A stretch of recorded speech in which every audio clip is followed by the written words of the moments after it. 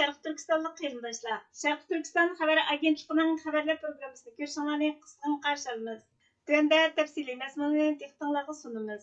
Xitay təcavüzçilərinin məyli dövlət axbarat orunları bolsun, məyli dövlət içi və sirtidagi şəxsi ictimai axbarat qo'llanuvchilari bolsun, tajovuzchi Xitoyning Sharq Turkistondagi Uyg'ur va boshqa Turkiya xalqlariga qarata yurgizib kelayotgan jinoiy qilmishlarini inkor qilish, Xitoy tajovuzchilarini Sharq Turkistonga gullanish, taraqqiyot elib kelgan qilib tunutish maqsadida har xil axborot vositalarida Xitoyning tashviqotini kuchab tarqatmoqda.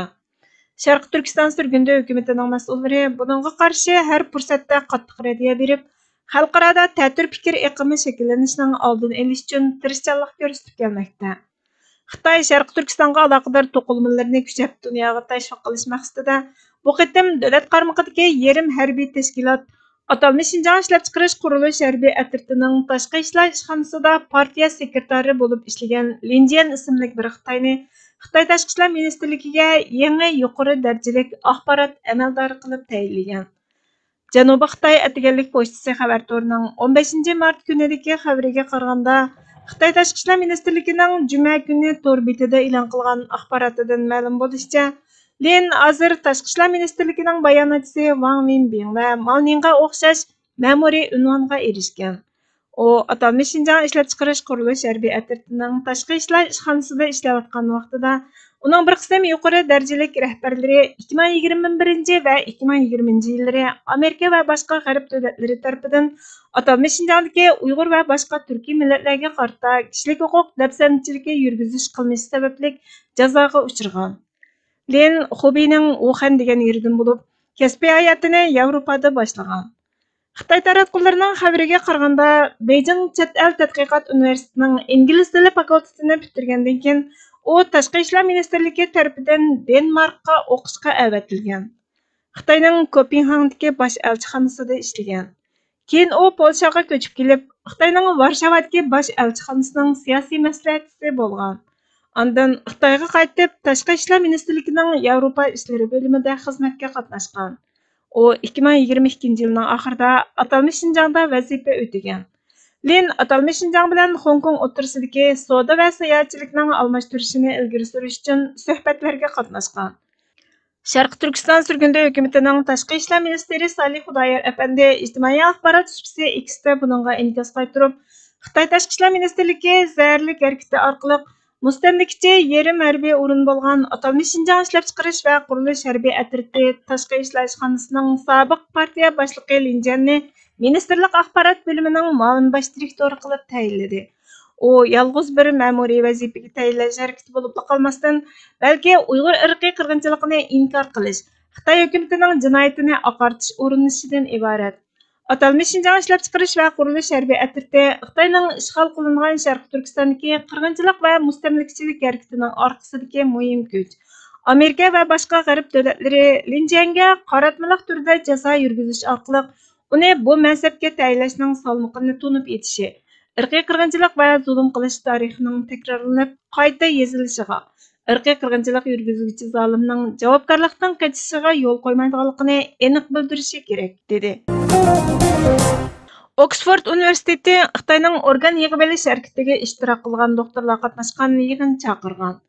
Telegraf xabar to'rining 9 mart kunidagi xabarda aytilishicha, Oxford Universiteti qonunsiz a'zo yig'ib olish qilmishi bilan ayblangan Xitoy doktorlar qatnashgan bir tarbiyalash programmasi tashkillagan.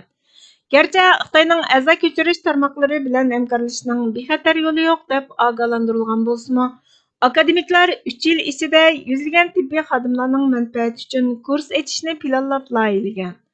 Yangi Shafaq programmasiga aziz mehmon sifatida taklif qilingan Jing Shosanning 2018 yili mahkamaga sunilgan bir dokladda bevosita yoki vositalik jinoyatga sherik bo'lganligiga doir ochiq va qoyil qilarlik isbot andisi to'g'risida tushuntirish olib berish kerakligi aytilgan. Sonliq ma'lumot mutaxassislari va Telegraf gazetining tadqiqoti 2023 yili yig'inga qatnashgan andisha qo'zg'agan boshqa 15 tibbiy xodimni aniqlab chiqqan.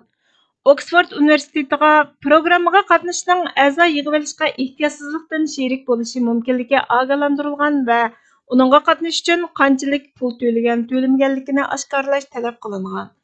Dunyo miqyosida mavjud a'zolar kamchil bo'lib, Qonunsiz erishgan to'qimalar uchun foyda oladigan qora bozor bor ekan. Kommunizm qurbonlari xotiri fondining sonliq ma'lumot tadqiqotining gavdalantirishicha, 2023 yildagi yig'inga qatnashgan 5 kishi ehtiyotsizlikdan iyona qilguvchilarning a'zolari sug'urvelinishdan burunla hayot ekanligini oshkorlagan. Xitoydagi a'zo ko'chirish operatsiyasini oxirlashtirish xalqaro birlashmasi xalqaro maslahatchilar komitetining raisi professor Vindi Rojers Jinshuesenning qatnashganligi haqiqatan numus. Bu Oksford va Isotning haqiqiy tirishchanligining yo'qligini ko'rsatib berdi. Yangi Shafaq programmasining Xitoydagi a'zo ko'chiradigan doktorlar va organlar bilan qo'yiq hamkorlik munosabati bor. Xitoyning a'zo ko'chirishga munosabatlik kishilik huquq dafsanchilik tarixi, organlarni majburiy yig'ib olish qatorliq sabablar tufaylidan bu programmaga qatnashgan klinikalar xodimlarining bu xil xo'rlashlarga yoshirin sheriklik darajasini oshkorladi degan. Sharq Turkiston Surgundi hukumatining Cumhur raisi doktor Mamtuminali apandi buningga ijtimoiy axborot supsi X'da inkos qaytirib, Sharq Turkistondagi Uyg'urlar organ ko'chirishning eng qattiq azobini tortyotidi. Oksford universiteti bilmaslik yoki ma'sum qiyofatiga kirib olmasin. O'zi nachar banqa mashhur Xitoy qassob Jinshuesenni taklif qilib, axloq va odamiylik sirti qilmishini taqdirlab qolmay, eng yomoni inovatini to'kib oladi. Qiliqlari ilmiy almashtirish nomida yoshirinayotidi. Ammo amaliyotda ular qassoblarga odam organlarining usulini qanday qilib texmi yaxshi va rayimsiz qilib tarbiyalashni maqsad qiladi. Numus kunimizda nadir ko'rinadigan bir tuyg'uga aylanib qoldi degan. İjtimoiy axborot supsi X'da tarqalgan xabarlarga qaraganda, Xitoy fuqarolarning uylariga kirib QR shifrasi o'rnatmoqchi bo'lib, har qanday bir inson bu QR shifrasini saylash orqali egasining ijtimoiy innovat nomerini darhol tekshira oladi ekan. Bu bir xatarlik ahvol bo'lib, ijtimoiy innovat nomeri tuvan bo'lgan qo'shnilarga inson qalbidan chiqqan muomala qilishga yo'l ochadi ekan. Sharq Turkiston Surgundi hukumatining Cumhur raisi doktor Mamtuminali apandi 18 mart kuni buningga inkos qaytirib, siyosiy va ijtimoiy kontrol Xitoyning mahorati. Xitoyda har bir fuqaro ochiq, ammo qochib qutulg'ili bo'lmaydigan turmalarga solangan. Hukumat ijtimoiy innovat sistemasining nomerini ommaga oshkorlab, kishilarni bir-biriga ziddiyatlashtirib, nomus bilan jazolandirdi. Bu sababdan ularni insoniy tuyg'ulardan asarmi yo'q, insonning tinini shurkindiradigan raqamlik bo'shliq matris ichidagi yolg'iz bir sonning o'rniga tushirib qo'ydi. Bu bir do'zax. Bu xil distopik reallik Xitoyning fuqarolarga va oxirida dunyoga elib keladigan tahdidini ochiq-oshkora samiga soladi dedi. Uyg'onish faqatla yumilgan ikki ko'zning echilishidan iborat oddiyla yumib etish harakati emas.